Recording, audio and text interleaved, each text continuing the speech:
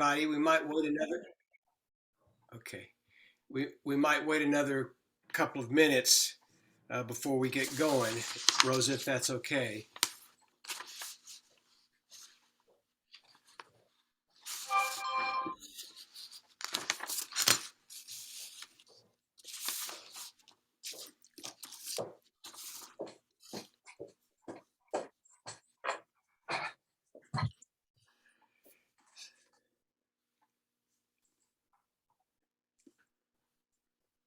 Hey, Becky.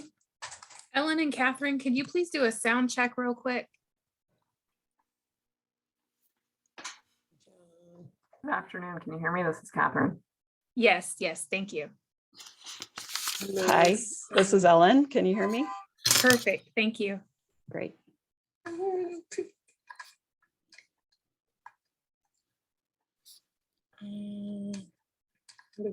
Students.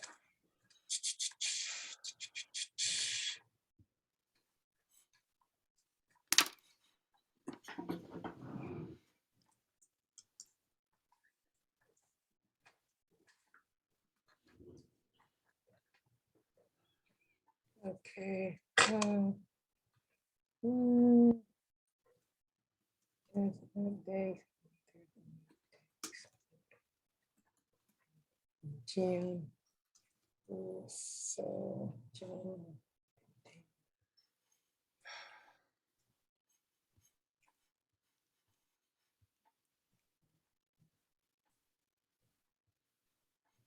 What's the day? Day is the 20th. Okay, no, tomorrow is the 20th. 18th, Thursday, 20th, Wednesday, 16th.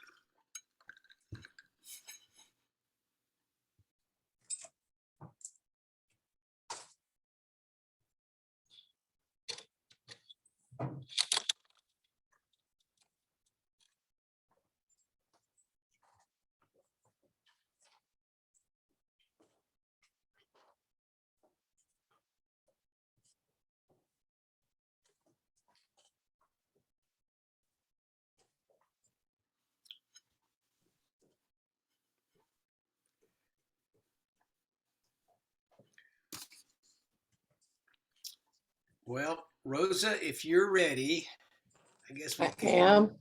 Okay, why don't you get us going? All right. I'd like to say welcome to all of you that have made time to join us. It's been an interesting beginning of the week, and I hope you all participated in activities yesterday and you stayed safe. I want to welcome, I see Katharine, welcome with GoTriangle, and also do I see Ellen? Did I miss you? I see you, Miss Beckman. It's good to have you guys here. We feel so blessed to have you. And listen, guys, we've done a lot of good work. We should all pat ourselves on the back and thank God for his favor, how we were able to move forward. But guess what? We're just beginning. We have a lot to do moving forward. You have a great team here with Becky and Will and Marsh and others, and of course me, to move forward and ask you to feel like you can talk, share what you need to do. Bree and I were in the process of trying to invite our NCCU students to join us, our Duke students, and our Durham Tech, because the goal from this committee to have students involved in all of what we are doing. So, because they live in Durham, they're good neighbors and they would like to have input. So I hope you guys are online. So Katharine and Ellen, get ready for a beautiful meeting. Now, as usual, my good friend will move us through this process. Thanks again and welcome. Thank you, Rosa. You know, I wish we were there in person. We could applaud you. There's no one like Rosa Anderson. We're lucky to have someone as wonderful as that helping this whole effort. So Yeah, good morning. I'd like my word of welcome to everybody, and we'll dive right into it. We've got a program that focuses on the development of Durham's new transit plan, which has been a while in the making. It's got a little while more to go, but for all of us to kind of catch up and know where things stand and what's going on is important if we're to make our voices heard individually and as a group on this thing, and also to know some about the major aspects of it and developments. And so we have two people here to make presentations today for us, and then we're going to have questions and answers for as long as we can. We got some updates at the end that Rosa will help us with, but so let's just dive into it. And I was going to say our two speakers, I am very lucky and fortunate in my years of working on transportation policy to have got to know and work with both of these folks. And they're great. I mean, they bright as Dickens and talented, and have been working at this a while. And so we're grateful to have you here. Ellen Beckman's going to talk first. She is Durham County's first transportation manager. And that's pretty auspicious, but a lot of us are very happy to see Durham County step up and have a transportation manager, and very happy to see Ellen take that on. In that position, she provides oversight and policy direction on the Durham transit plan and the annual $35 million in annual taxes and fees that Durham County puts forward in local money for transit. Durham County, you may know, also provides demand response transit services and coordinates with its partners on the development of transportation products. Ellen worked prior to that with the city of Durham as a transportation planning manager, and as well as with our regional transportation group, the MPO. She has a master's in regional planning from UNC Chapel Hill, a bachelor's in civil engineering from Washington University in St. Louis. And so Ellen, why don't you, I'll tell you, before you go, maybe I'll go ahead and make Katharine's introduction, and that way we can just hear from you, and then we'll hear from Katharine, and then we'll go to questions and answers. Katharine Eggleston is GoTriangle, the regional public transportation agency, GoTriangle's chief development officer, which means she has more things on her plate than any human being should. But she oversees planning and project delivery for the agency's regional transit capital program. The projects, and her staff specializes in short and long range planning for local and regional transit services, as well as a whole host of other things. Before joining GoTriangle back in 2014, Katharine spent 6 years working as a transportation consultant to local and state governments and private clients. She holds a bachelor's in science and engineering degree from Duke University, master's of civil engineering from North Carolina State University, and is a licensed professional engineer. And she's also, and notes this, a frequent transit rider for nearly 2 decades on GoTriangle's Route 700 in the DRX when she's not telecommuting. So it's great to have both of you. Ellen, let me turn it over to you. All right, thanks, Webb. Let me share my screen. And go into the, all right, I hope that looks good. Thumbs up. Yep. Okay, great. So thanks for the introduction. I am Durham County's transportation manager, and I'm working on the development of the Durham County Transit Plan in coordination with Aaron Kane at the DCHC MPO and a large team of other folks from various organizations listed here, you know, GoTriangle, the city of Durham, as well as a consultant team led by Kimley Horn. So I think the last time we presented to this group was back in April. So a lot's happened since then. I am going to provide a little bit of overview on the transit plan, and then more detail on what we're working on right now in the development of the recommended plan. So as noted, you know, the purpose of the transit plan is to identify how the county's taxes and fees for public transit should be spent to benefit Durham's residents. The half-cent sales tax is a primary funding source that was approved by referendum back in 2011, has been collected since 2013. And for many years, it was designated to go towards the Durham Orange Light Rail project. In 2019, that project was discontinued, which leads us to today and the development of this new plan. This was initiated back in 2020, and it's still ongoing. We're still working on it, but we hope to finish this year. And as a reminder, the plan has to be adopted by 3 boards: the Durham County Commissioners, the DCHC MPO Board, and the GoTriangle Board of Trustees. Our schedule is shown here, so it has been extended quite a bit since we started, if you've seen a previous version of this. We started in 2019 with the listening and learning sessions that were done as part of the Durham Comp Plan. This was pre-pandemic. They were in person, if you can imagine. We used to do that. So that's how we started. But then we engaged a consultant, Kimley Horn, and we organized 2 rounds of engagement that have happened thus far, one in 2020, one in 2021, as well as an extensive technical analysis. An existing conditions report was produced. And where we are today is looking at the results of those engagement efforts, and as well as technical and financial analysis in the development of the recommended plan. We hope to have that out for public comment this spring and adopted later this year.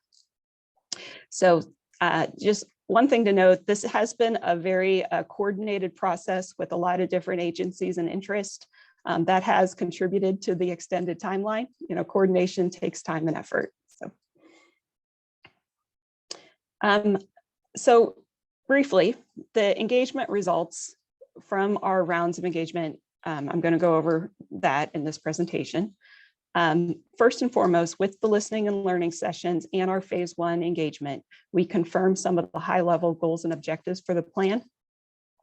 There are 2 core principles identified: equity and community trust. Equity has guided our engagement process. We've been following the kind of process outlined in the city's equitable engagement blueprint and how we collect and report on our engagement activities. We've also made effort to do our analysis based on equity metrics. And our intention is that our recommended plan will help advance equity by providing all residents more access to jobs and opportunities. Community trust is our other core principle. We have heard throughout this process that there have been concerns with past projects. The light rail project failed to be delivered, and we need a new process to ensure that we're going to be more successful this time. We also want to make sure that we are clearly communicating to residents on what factors are influencing our decision and how we are making our recommendations. So I'm not going to talk about the phase 1 engagement in the matter of time, but we did a phase 1 engagement process that identified what projects should be considered in our plan. That was used to feed into our phase 2, which was focused on 3 representative transit options. These are financially constrained, kind of representative options that were deliberately contrasting. The first one, option A, was focused on improving bus service, so putting more buses on the streets, more frequency, more routes. Option B was focused on bus rapid transit or other projects to help buses move faster through traffic. There was also, bus operating improvements, but less than option A. And then option C included the Commuter Rail project, so a passenger train between Durham and Raleigh focused on peak commuting hours. Katharine's going to talk more about that in her presentation. But again, in option C, there was also bus operations improvements, but again, less than option A. So we did our phase 2 engagement back in the summer of 2021. And we also reported on the results of that in the fall to the boards that approved the plan. Some of the key findings of that phase 2 engagement are listed here. very consistently in our process, transit riders and people of color identified bus service improvements as their highest priority. Later weekend service, more frequency, and more reliable bus service. All respondents supported getting more improvements more quickly. Nobody wanted to wait forever till we were able to make some improvements.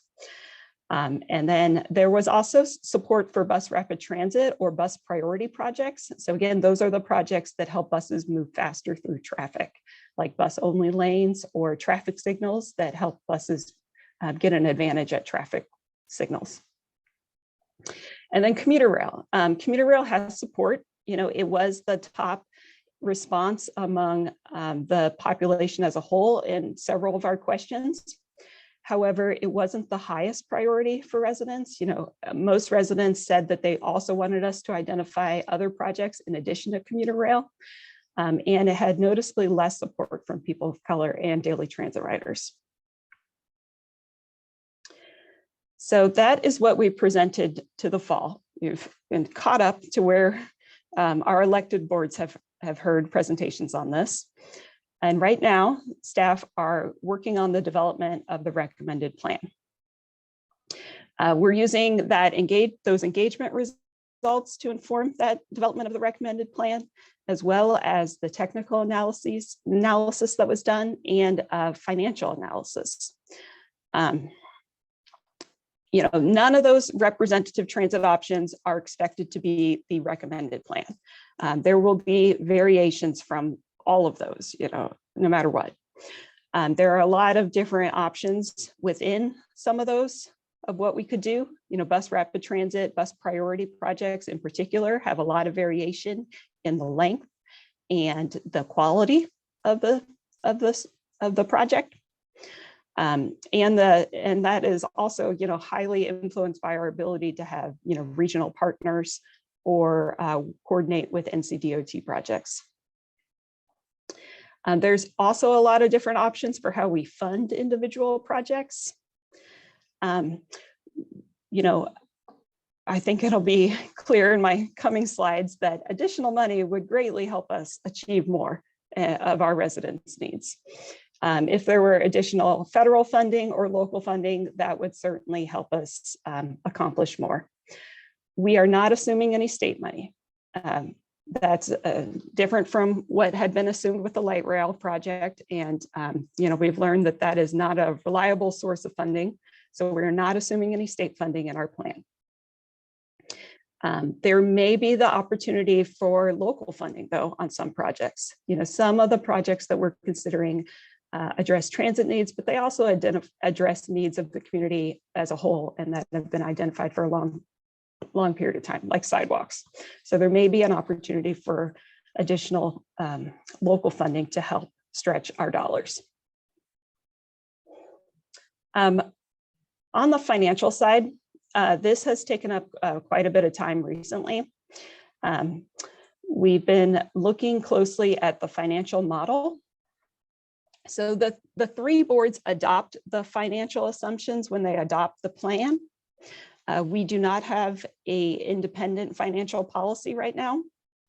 GoTriangle develops and runs the financial model in coordination with its partners. So Durham County initiated this review of the finances associated with the plan.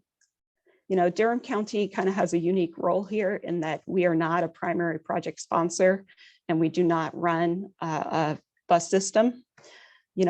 Durham County's role is more in making sure that all of the needs get implemented and that we're addressing, all of the needs of the taxpayers that approved the funding source back in 2011.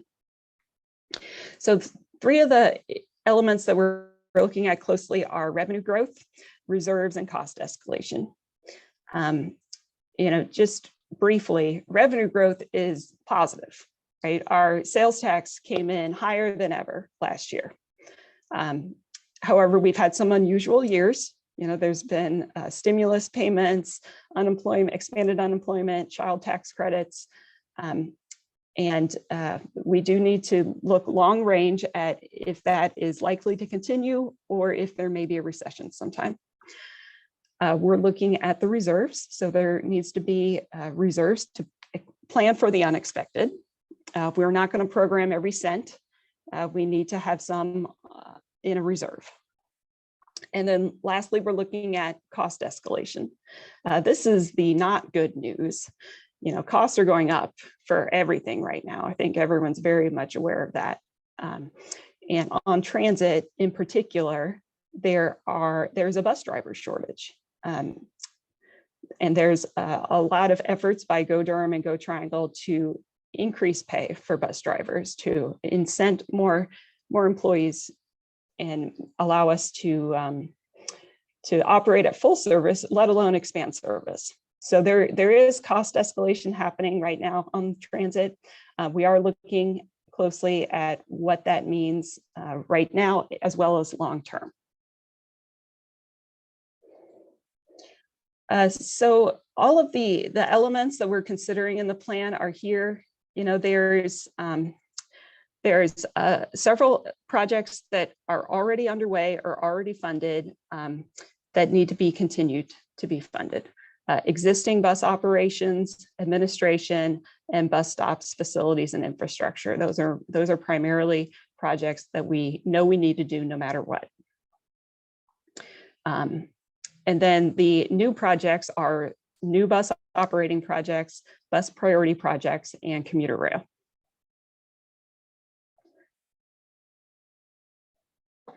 So on commuter rail is the most costly project that we're considering in the plan, and we're currently working through how it could be included in the recommended plan. A decision hasn't been made on the specifics yet. However, you know, when we presented to our boards, there were kind of two primary messages. One was that we needed to prioritize improvements for bus service, and also that there was a desire to fund everything. And as a reminder, option C included this sort of funding division. About half of the money is for the continuation of those existing projects. So those are the red and orange wedges here. And then about half the funding would be available for new projects.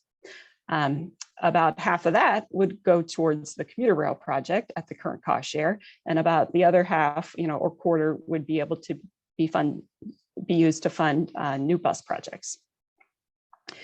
So again, the engagement results said that residents wanted us to prioritize bus operations, and there wasn't a strong sentiment to prioritize commuter rail above those bus projects. And as shown here with commuter rail, there would certainly be opportunity to improve bus projects. You know, the red, orange, and green wedges are mostly bus operations projects. But it is very important that the cost to commuter rail still allows us to accomplish those. And again, as a reminder of what that means for the commuter rail project as a whole, the project is about $1.9 billion, annual operating cost of $41 million. For the capital project cost, about half would be expected to come from a federal grant, and the other half would be non-federal funding. At the current cost shares in the adopted plans, Wake would pay 33%, Durham 10%, and that leaves 7% undetermined. Katharine's going to talk more about the commuter rail study, but one of the goals of that study is to secure all non-federal funding. And you know, the blue wedge here corresponds with the blue wedge on that previous slide. We do need to, you know, our recommended plan is still in development, but we don't recommend that Durham will solve the funding gap. You know, that 7% really wouldn't allow us to accomplish the needed bus projects that our residents clearly said that they needed. All right, so next steps. So since commuter rail is such a potentially large element of our plan, we are working right now on coordinating the development of our plan with the commuter rail study process. GoTriangle and their consultants have been working on a lot of different elements of that, and we expect to release some of that information in the spring. So hopefully we can coordinate the transit plan with the commuter rail study, make sure that our residents and boards know the current status of that work. We're still working on exactly how that's going to occur, but again, we hope it will begin this spring. Regardless, we do need to finish our plan. It's been in development for a couple of years now, and no matter what, we do expect to adopt the plan later this year. Since residents said that they wanted more improvements more quickly, we are likely to approve some new projects and an amendment to the current transit plan for this year's budget. That's our work plan. So you will see that coming out this spring, and those will be focused on bus operations improvements. It is going to be subject to our ability to expand service and due to the bus operator shortage right now, though. Lastly, I'll be brief on this. This is the transit plan governance study. So this is an effort in Durham and Orange County to reset some of our implementation practices for our transit plans. This is how the sausage gets made. It's kind of the background coordination efforts and who approves what and when. It's focused on staff and board engagement, and we'll be balancing various options listed here on this slide. But for the public, what I want to emphasize here is that this is all about the effort to increase community trust. We want to improve this process, ensure success moving forward. Some of the things that we're going to be looking at are how residents can be involved and have an effective voice in the process. So I wanted to make sure you knew that this was happening, and it will result in a new agreement between the three boards that will be recommended with the transit plan. That's it. Let's hear from Katharine first, perhaps, Ellen, and then go back to questions if that's okay. Okay. Katharine. Good afternoon. As Wib said, my name is Katharine Eggleston. I'm Chief Development Officer with GoTriangle. I am struggling at the moment to find what I'm trying to share on my screen here. So just bear with me a moment. Here we go.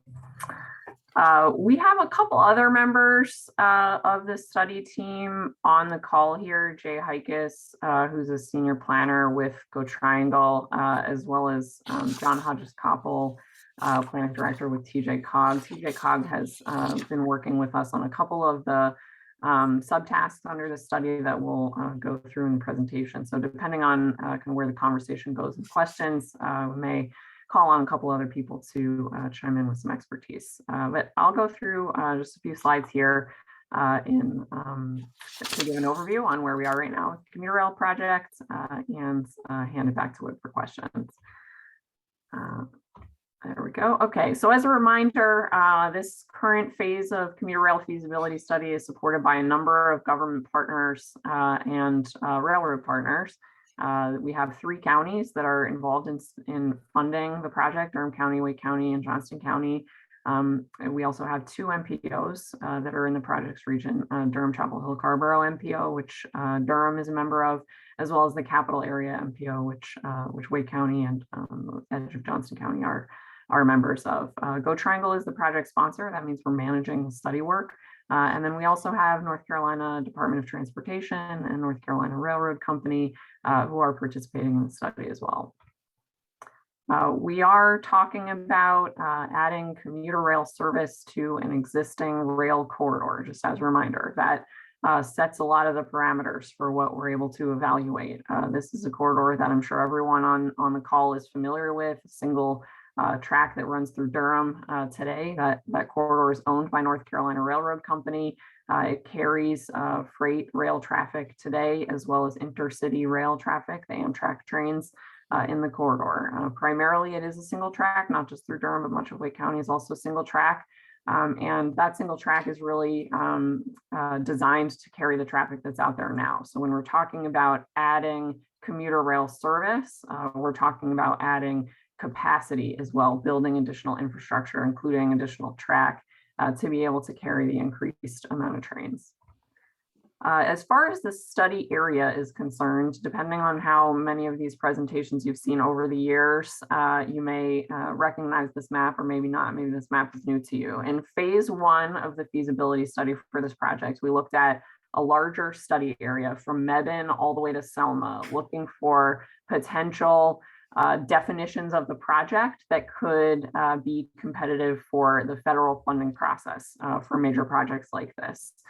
There's some criteria that you have to be able to meet to be able to be eligible for that federal funding. So it's very important to get that pie to add up that Ellen had on her screen earlier, that up to 50% of the funding from the federal government, that's able to be gotten. So as part of that phase 1 of the feasibility study, we identified that the area from Durham to Clayton is more ripe for this type of project to be advanced and more likely to be is in a better position to be able to get that federal funding. So for this phase of the feasibility study that we're working on now, we're looking at Durham, Wake, and a little piece of Johnston counties in the study area, that pink area, kind of salmon area between those two flags on this map. Key focus areas for this phase of study, first and foremost, railroad coordination. A project like this in an existing railroad corridor with Class 1 freight railroads and Amtrak cannot move forward without concurrence from the railroad parties. Local engagement is another key one at the top of the list here. A project that is of this magnitude, takes this duration, 10+ year duration to deliver it, really requires a strong foundation of local, in this case, regional support for a sustained period of time. So focusing on local engagement upfront in the feasibility study phase, having meetings like this one right now to inform interested parties about the project and have an opportunity to provide feedback is a critical piece of the work that we're doing. Beyond that, and more on the engineering and program administration side, I'll get into a little bit of weeds on that in the next these other bullets in the next few slides here. Our objectives in this phase of the feasibility study are to refine the project concept, to identify what project is it that we would be carrying forward into implementation, which would include environmental study and engineering and ultimately construction. Also to estimate benefits when elected officials are going to be asked to make a decision of such a significant funding magnitude. As Ellen was describing earlier, this project, even at a 10% share of the overall cost, represents a significant portion of funding in Durham for transit. We want to ensure that elected officials have information about the potential benefits of the project as well to consider for context in that decision making. We're also focused on updating cost estimates and that potential likelihood for FTA funding as we develop the project concept. Those things need to be refined over time. So that's a big component of the work that we're doing.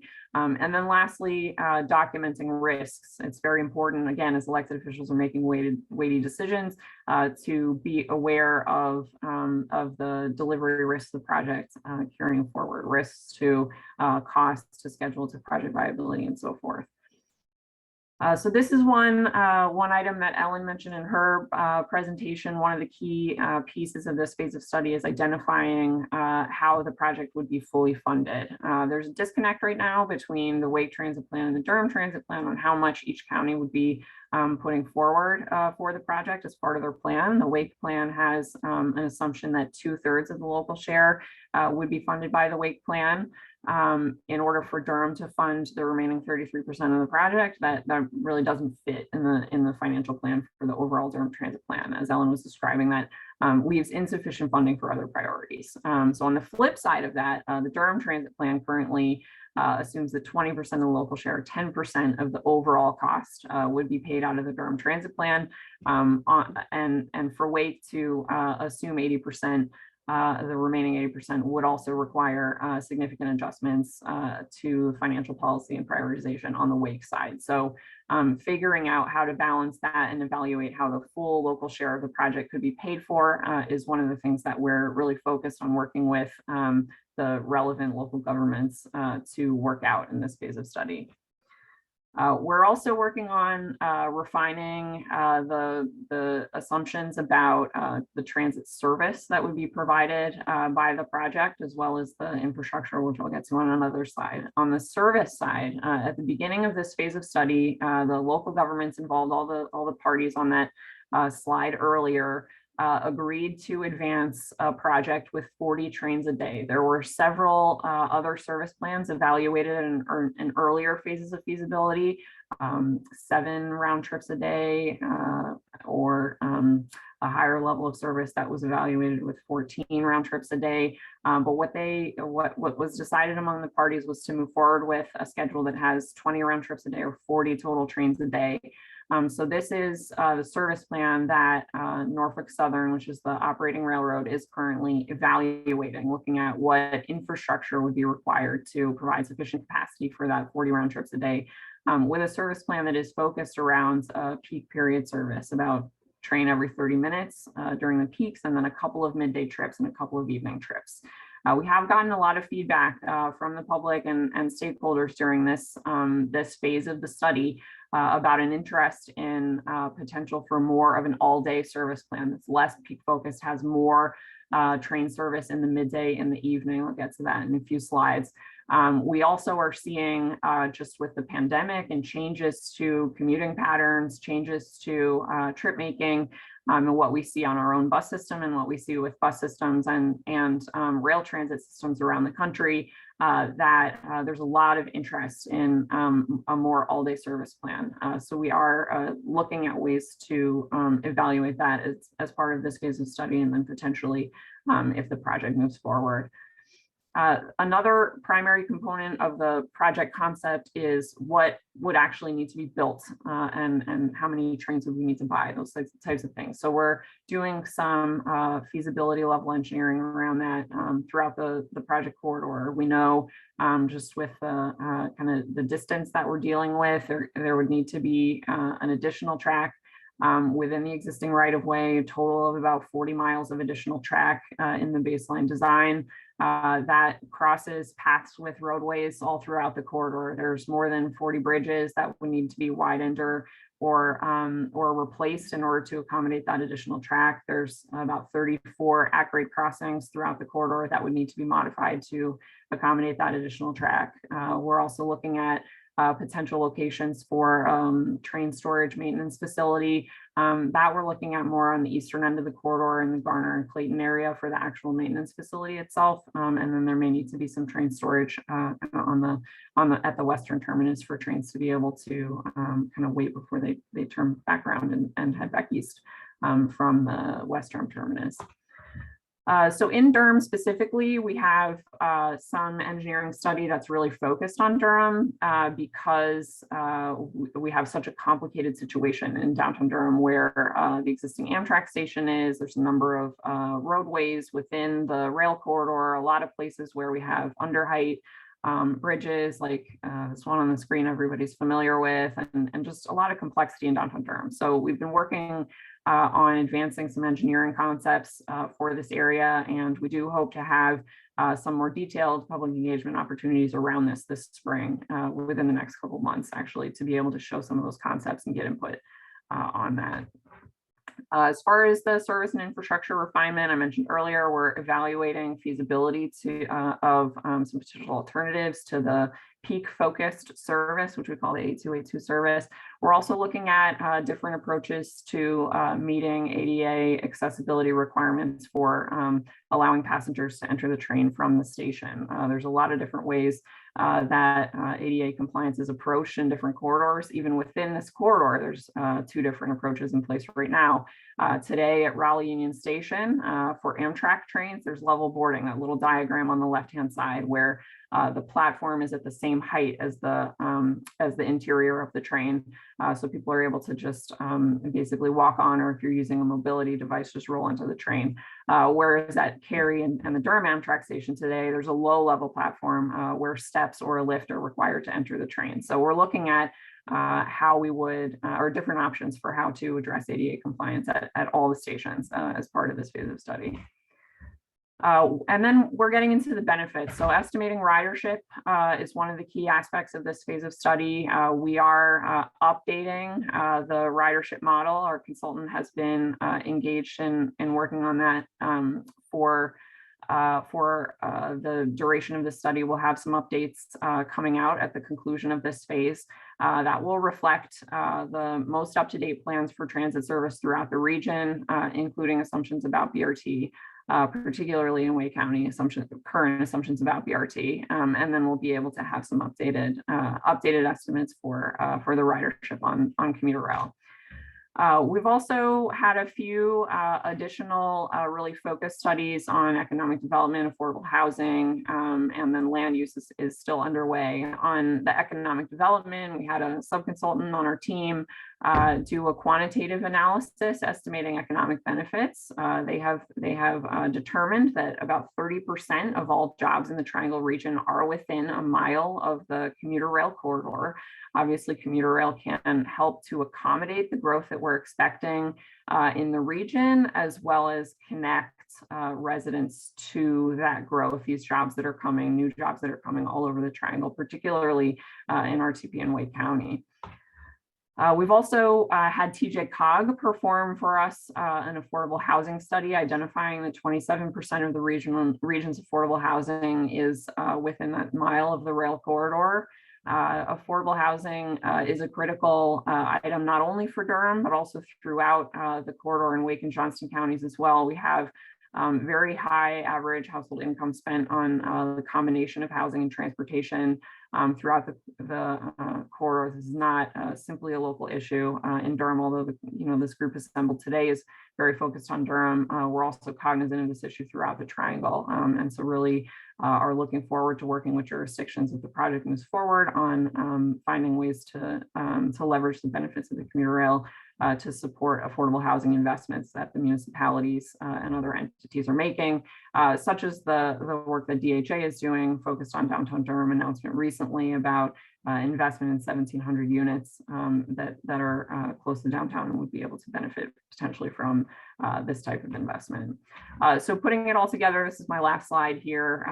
We have some ongoing work on railroad modeling that needs to be completed to be able to confirm those infrastructure requirements and update the capital cost estimate.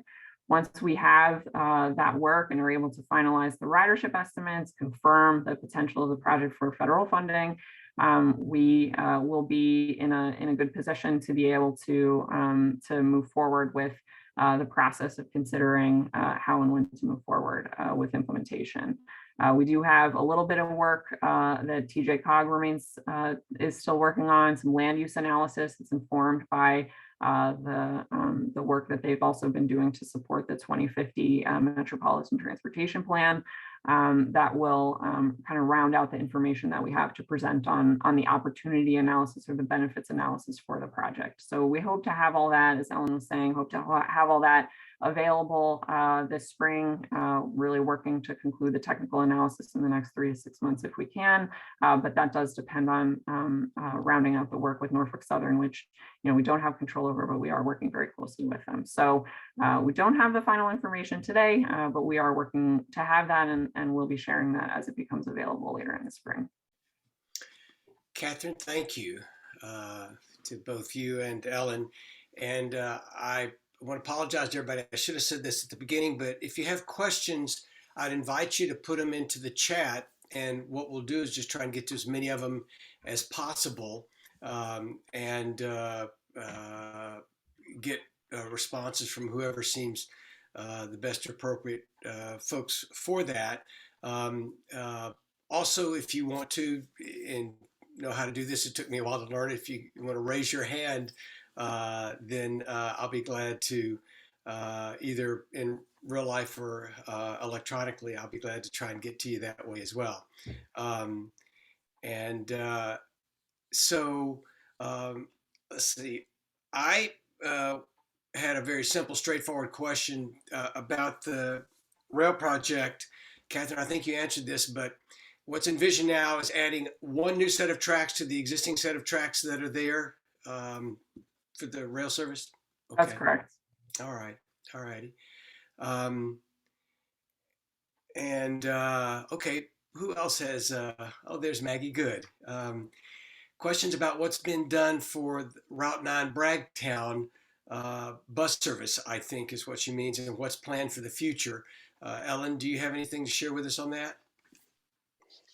So there were various options that were included in our transit options, A, B, and C, that affect the Bragtown area. I have a list that I can share if you haven't received that. But in general, some of the things that are under consideration, are that increased frequency during the off-peak times, that obviously was noted as a high importance in our engagement process. Extending Route 4 up to the Hebron Danube area, new crosstown services that would go through North Durham and the Bragtown area, connecting from the Walmart at Glenview Station and Duke University hospitals that wouldn't require transferring downtown. So there's a number of different options, that were and routing that were being considered in our plan for the Bragtown area. We do hope to be more specific in our recommended plan on this, because we have heard that, over and over again, that it is a high priority and that there were some questions about what exactly the benefits would be. So, we hope to, be able to provide more specifics and, work directly with you to make sure that it is understandable when we develop our final recommended plan. Great, Alan. We look forward to that. Let me just have an add-on to that question, which is, you mentioned, I think, that there will be some bus service improvements recommended in addition to the overall work, some specific bus improvements, perhaps this spring for implementation starting July 1st in the new fiscal year. Would you say that there's some chance or a good chance that any of those specific improvements would involve the Bragtown Community Service? Or is it too soon to say? Yes, I would say there's a good chance that they would be included. All right. That's helpful. We are actively working on this right now. I got a number of emails in my inbox that I know I need to respond to that are building on this issue. So I can't provide you specifics at this time, but I'll just promise you that it is something we are looking at very closely. That's fine. There's another good question from Larissa. What are you doing to attract additional bus drivers, higher wages? Can anybody speak with specificity about that? Sure, this is Katharine. I can speak to GoTriangle. We have increased our starting wage for bus operators from $15 an hour to $17 an hour. And we'll be considering that further as part of the upcoming budget cycle. The city of Durham has implemented some recruitment bonuses, retention bonuses, that type of thing, in addition to their wage structure. Okay, that's helpful. Of course, we want to see if that works. And something I'll just throw out is I'm wondering if you need a commercial driver's license to be a bus driver. I'm wondering if there's some kind of short program Durham Tech could put in place that invited people interested to get the proper training, and then because there's jobs there waiting for folks who are interested in doing that. Another question from Becky: will we have ridership projections for bus routes? How do you determine whether to provide a 15-minute, a 30-minute, or a 60-minute service? So the transit planning effort is really building upon a lot of work that's been done by GoDurham and GoTriangle for many years, right? Looking at things like growing areas of the county where there's increased service, crowding on buses, ridership, current ridership. So it is it's a factor in what's been identified for potential inclusion in the transit plan. One thing I want to note is that the transit plan is relatively high level. It is identifying the funding for services, but the actual routing, the actual timetable schedule, those will be further defined in a bus plan that actually is already underway, but is kind of feeding off of the transit planning funding. So we may not be able to have every specific answer there for the transit plan on ridership, but it is certainly a consideration in what we fund, and will be subject to kind of further study and refinement as projects get funded and move forward. Okay, good. I wanted to ask this. I know that there used to be in the past, both regionally GoTriangle, but also for GoDurham, a regular review and appraisal of the existing bus routes that could say, here's one where we need to add service, or here's ones where there's very low ridership and we either need to find ways to reroute it to boost ridership or consider changing the service. Is that kind of regular review of bus routes going on today, and will that go on in the future as we implement new bus service? Yes, it is. GoTriangle staff are actually leading the development of that bus plan, so they may be able to provide more specifics, but it is exactly what you're talking about is happening. Okay, good. There's a question from John here. How much money, oh, wait a minute, I'm sorry. Well, no, let's do John's question. We got one more. How much of the money for the commuter rail would be at risk until a decision is made about federal funding? In addition to federal funding, who else could prevent the commuter rail from moving to completion?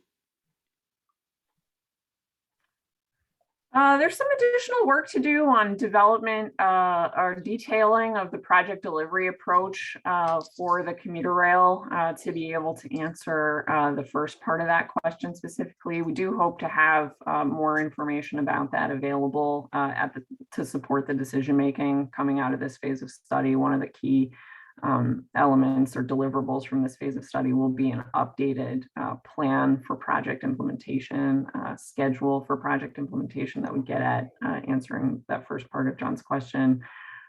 With respect to what else could prevent the project from moving to completion, I think the primary risks for a really large project like this are on the cost and funding. So federal funding eligibility is a key one, but also local funding. As we mentioned in the presentation, and both Ellen's and my presentation, there's a disconnect right now on the local funding. We don't have 100% of the local funding identified. So that is a key obstacle.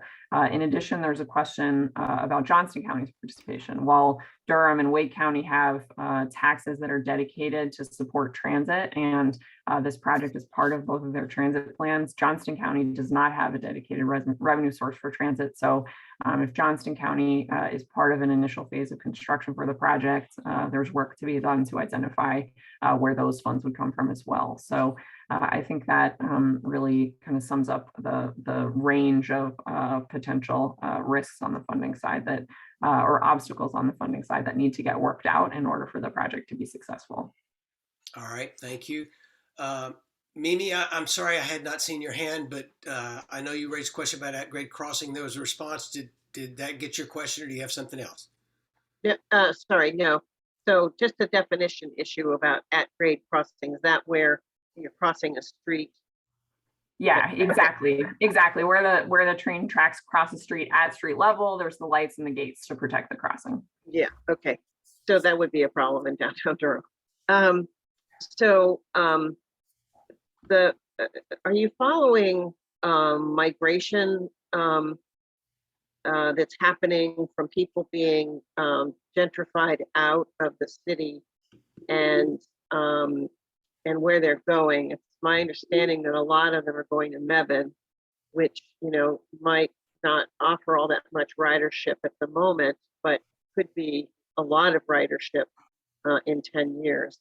So I'm interested in that, and I'm having a PTSD reaction to a lot of this, because I know that we got very far in the light rail, which I was completely into, and it seemed like we had gotten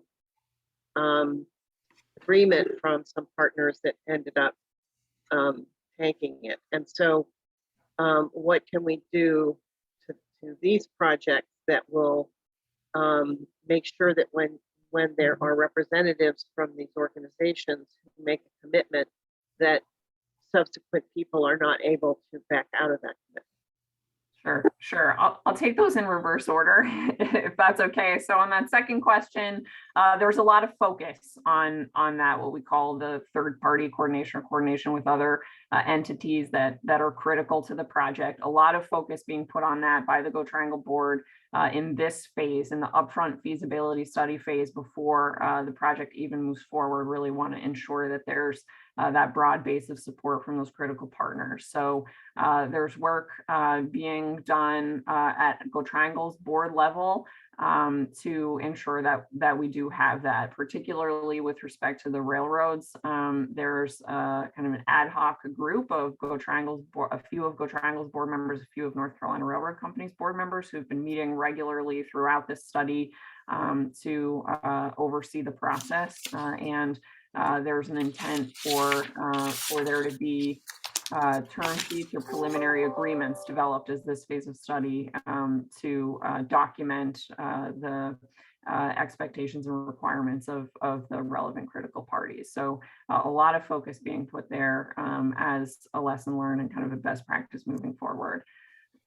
For the earlier question about how are we thinking about growth in the region and where people are moving to in areas that are not as populated today that we know are growing in the future, I'll answer that from the rail planning side, but then also ask John Hodges-Koppel with the Council of Governments to weigh on that as well. He's very involved in that type of planning at a regional level. On the rail side, although we are focused in this phase of study on that Durham to Garner, Durham to Clayton piece, we have not lost sight of the Mebane to Selma kind of ultimate geography that was evaluated in phase one. So if the project moves forward, we would continue to be looking at some longer term planning for potential extensions beyond that initial phase one in the future as the local governments are interested in doing that. So Katharine, I don't want to cut John off, who I always learn something when he talks, but we've really run out of time. I was letting it go on another minute or two more because this is very valuable, but here's the good news. Next Tuesday, the coalition has a policy committee meeting, which is where folks who are focused in on different policy questions that we're wrestling with will gather. And it's Tuesdays at 5 o'clock. The next one is Tuesday, January 25th from 5 to 6:30. And on the notice for this meeting, you got information about that and the Zoom link to join us. And as a part of that, Katharine Eggleston, despite her better instincts, has agreed to come and join us and talk some more. So there's several questions. I was going to try to get to Mrs. Wright's question about a study and whatever, but I would invite you all to join us then if you would, and we'll try and pursue these questions and other ones in greater depth. And John, hopefully if that's possible to work with your schedule, you can join us as well. And that said, I want to turn it back over to the divine Ms. Rosa, and Rosa, let you take it on for the updates. Okay, guys, I appreciate that conversation. And my last question to you guys, how many of y'all ride any of these things we talking about? Just hold that for your bedtime prayer time and reflect on that. I just want to know how many of us in this group actually utilize these facilities we're fighting so hard for. You are to be commended for the energy and the passion you're showing towards addressing that. But I wanted to move on because we want to stop. We have, 2 minutes? So I don't know how I'm going to roll. I don't know how I'm going to end this, but we adjourn at 1. So updates. We start to talk to you. I don't know how you're going to out talk real fast on this one, Jim. And on home ownership, Larissa, because we really want to hear Terry and John. And Dan, we want to hear about housing, any updates. So if you could very quickly give us that update, we would be so appreciative. That's who we want to start with. We will start with Jim. Jim, could you give us Thank you. on the text? Thank you. I just, as hope you are aware, the low-income homeowners relief program has been extended. The deadline for application has been extended until the end of January.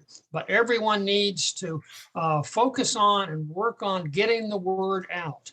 As of Last week, only 317 applications have been received by the county so far. 110 have been approved, 92 denied, 115 are pending. But we need to get a lot more applications in between now and in the end of January. So reach out to those who could benefit from this program. I'll put my email address. If you haven't received the flyers about it, you can send me and I'll send it to you. Thank you. Okay, Larissa. Hello, this is Larissa. So I'm on the Durham Rent Relief Program that is started in the courthouse every Monday through Friday from 9 to 12. And they will have Spanish-speaking folks Wednesday, Thursday, Friday.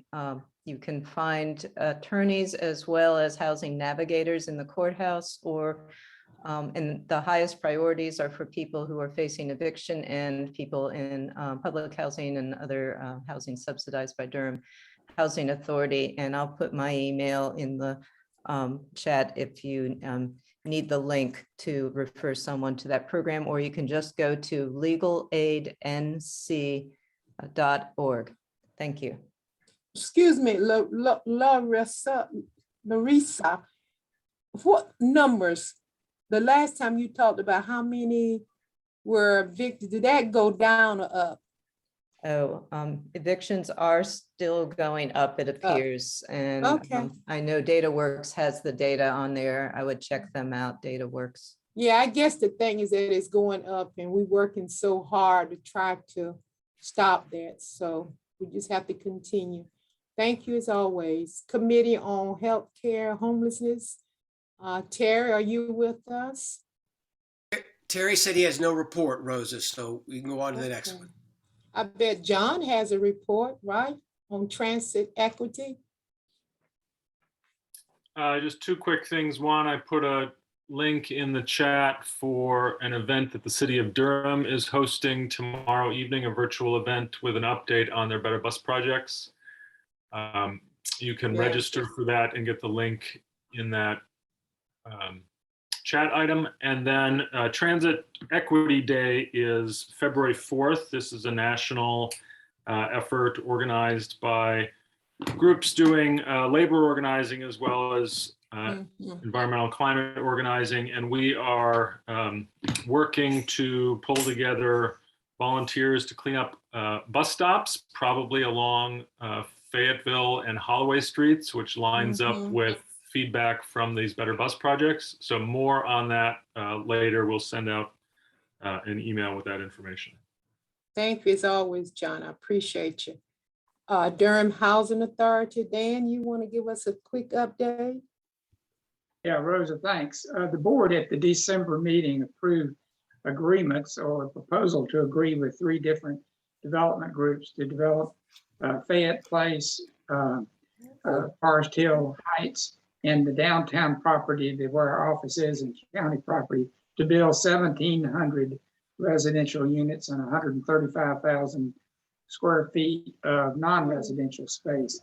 This will provide at least 900 what we call subsidized affordable housing units, replacing only 55 units in one of those sites. So it'll be a dramatic increase. And so it's an exciting thing. It's something that's going to take a couple of years to finalize and develop, but it's a big step in our next stage of the development of downtown properties. Very good as always. I'm always excited about Fayette Place because that's near NCCU and we're good neighbors. So it's always good to hear that kind of information. Okay, we are 1:03 and I'm a time conscious person. Do we have any announcements for future meeting? I think that we already talked about the GoDurham Better Bus presentation, and it's virtual meeting on Thursday, January the 20th at 6 to 8 p.m. And on your agenda is the information to participate is there. And we talked about the policy committee meeting, which would be virtual, and it's January the 25th, and we'll share that between 5 and 6:30. you know, all are welcome. And you also have on your agenda a link to join us. We have the coordinating committee, the first Monday virtual meeting, February the 7th. God, this year is just really going at 1:30 from noon to 1:30. All are welcome, and you have your contact information. And of course, we're going to have our next coalition monthly meeting, which will be next month. It's the third Monday. It's February the 21st, noon to 1. And you know, Becca will keep you on track, and her contact information is there. And I just wanted to share a little tidbit of what we want to do in February. We want to introduce a chat with Mayor Elaine, our new Mayor Elaine O'Neal, and the new council members. We also want to do in March tenant issue. This should be good. Bill of Rights, inspection. Dan, you hear that? Enforcement, repairs, incentives for landlord. I have given this very quickly because I'm uncomfortable when I go past time, but we had such a wonderful conversation. I appreciate that. If there's nothing else for my great leader Will, we can call it a quiz and say thank y'all so much for being here and joining and sharing. Have an awesome day. Much love to you. Thank you, Rosa.